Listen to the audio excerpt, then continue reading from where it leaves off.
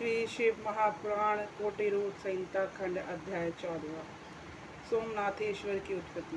हर हर महादेव।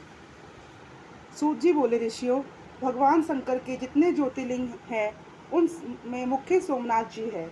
अब इनकी महिमा सुनो। चंद्रमा को दक्ष प्रजापति के अश्विनी आदि 27 पुत्रियां पत्नी रूप में प्राप्त हुई। उन्हें पाकर चंद्रमा की शोभा बढ़ गई, किंतु उन सब में सबसे प्यारी रोहिणी के साथ चंद्रमा का अधिक स्नेह था। बाकी स्त्रियां दुखित होकर अपने पिता के पास पहुंची, अपना दुखड़ा सुनाया। यह सुनकर दक्ष चंद्रमा के पास पहुंचकर समझाने लगे। बोले, चंद्रदेव, आप उत्तम वंश से उत्पन्न होकर इस प्रकार की विषमता क्यों कर रहे हो? इसमें आपकी सज्जनता नहीं है।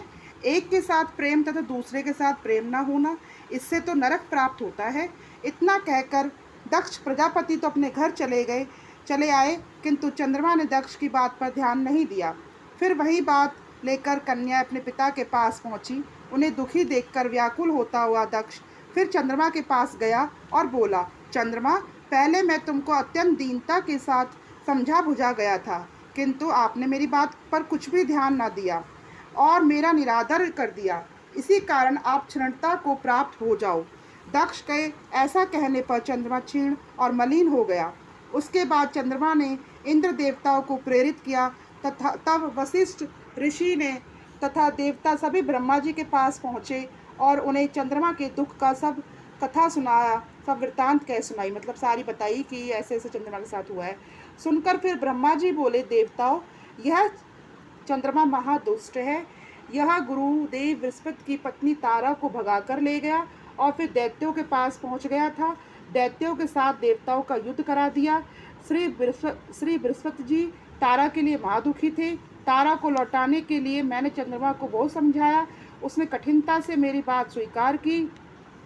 बृहस्पति ने उस समय तारा को गर्भवती जानकर कहा कि इसके गर्भ में चंद्रमा का बालक है। जब तक वह बालक निकलेगा नहीं, मैं तारा को स्वीकार नहीं कर सकता। तब मैंने गर्भ को दूर कराया। फिर तारा बृहस्पति जी को दिला दी। ऋषि तथा देवताओं के इस प्रकार चंद्रमा तो अपनी दुष्टता छोड़ता ही नहीं। ऋषि तथा देवताओं, मतलब जो ब्रह्मा जी हैं, वो मतलब कह रहे हैं कि चंद्रमा अपनी दुष्टता छोड़ता ही नहीं है।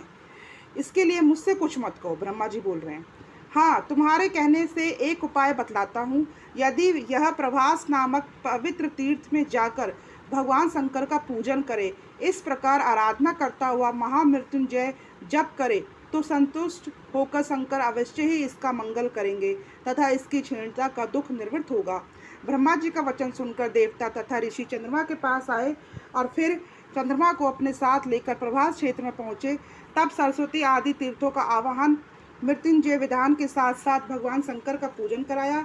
इसके बाद 6 महीने तक दृढ़ आसन पर बैठकर चंद्रमा मृत्युंजय जप के द्वारा जपन करने लगा। 10 करोड़ तक महामृत्युंजय जपन किया। तब तो प्रसन्न होकर शंकर चंद्रमा के सामने प्रकट होकर बोले, चंद्रमा, मैं तुम पर प्रसन्न हूँ, अपना मनवांछित वर मांग लो। चंद्रमा बोला, स्वामी, यदि आप सचमुच ही मुझ पर प्रसन्न होकर वर देते हो तो कृपा करके मुझे यह वर दीजिए कि मेरा ये क्षय दूर हो जाए। तब भगवान शंकर जी बोले, चंद्रमा, तुम्हारा दक्ष प्रजापति का श्राप तो मैं नहीं हटा सकता। इतना मैं कर सकता हूँ कि कृष्ण पक्ष के 15 दिनों तक तेरी कलाएं क्षीण होती रहेंगी और शुक्ल पक्ष के 15 दिनों तक तेरे कर्म से बढ़ती रहेंगी। भगवान शंकर के इस प्रकार के कथन से चंद्रमा को आशीर्वाद मिला और देवगण भी प्रसन्न होते हुए वहां आ गए। चंद्रमा को आशीर्वाद देकर हाथ जोड़कर शंकर से प्रार्थना करने लगे कि हम आपको प्रणाम करते हैं। फिर कहे, प्रभु, आप श्री पार्वती जी के साथ इसी स्थान पर निवास करें। इस प्रकार देवताओं की प्रार्थना से शिव वहाँ विराजे। तभी से सोमेश्वर नाम से वहाँ प्रसिद्ध हुए। देवताओं ने मिलकर एक कुंड भी वहाँ बना दिया, जिसका नाम चंद्रकुंड हुआ। इस कुंड के स्नान से सभी पाप छूट जाते हैं। हर हर महादेव, हर हर महादेव।